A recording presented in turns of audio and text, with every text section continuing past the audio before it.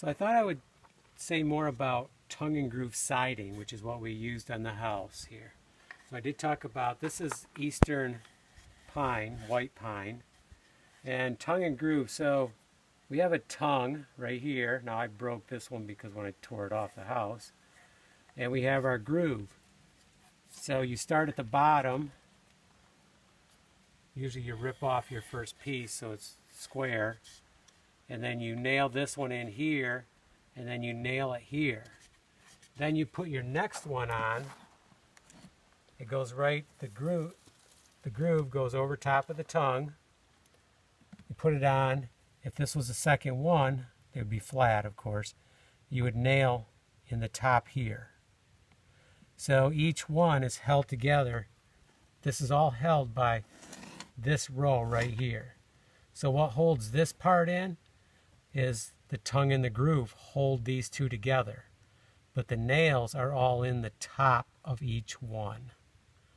Now we used 4-inch, 6-inch, and 5-inch.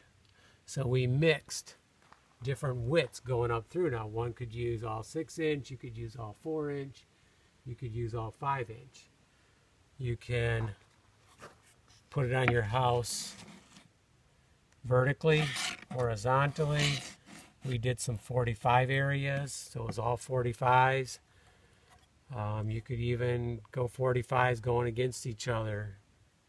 So there's lots of different ways you could put it on, but the main thing is the tongue and the groove is what holds the bottom in. So when I took out that bottom row down there, I had to pry up the bottom, and then I broke, because I couldn't get these nails, I broke the tongue off it. And then I was able to get to the nail, which is slanted down in. You can see how it's slanted at an angle into the siding, or not the siding, but the sheeting. Now in this house, so we have 1/2-inch plywood underneath here with this house wrap over it. Now this house wrap it has little holes in it, really fine holes. And the holes are punched in such a way to let vapor out, but vapor should not get in, or at least droplets should not get in. So that was a big thing, and I still think they use this type of wrap nowadays. This whole house is wrapped with this. So that's all I had to say about tongue and groove siding. These are the nails I used, kind of a galvanized finish nail. And this is about 40 years later, and you can see they're totally fine.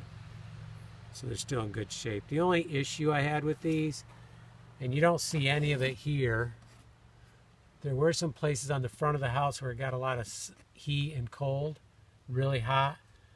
These nails would come out a little bit. You'd see the head sticking out a little bit at times in some cases. Not very much. You know, there's tens of thousands of nails in here, and I've only seen 10 or 20 places where it's done that. So it's not a frequent thing. And you really need to punch them in a little bit. That way the wood kind of comes over the head of the nail and stops it from doing that. So it might have been places where I just didn't punch them in enough.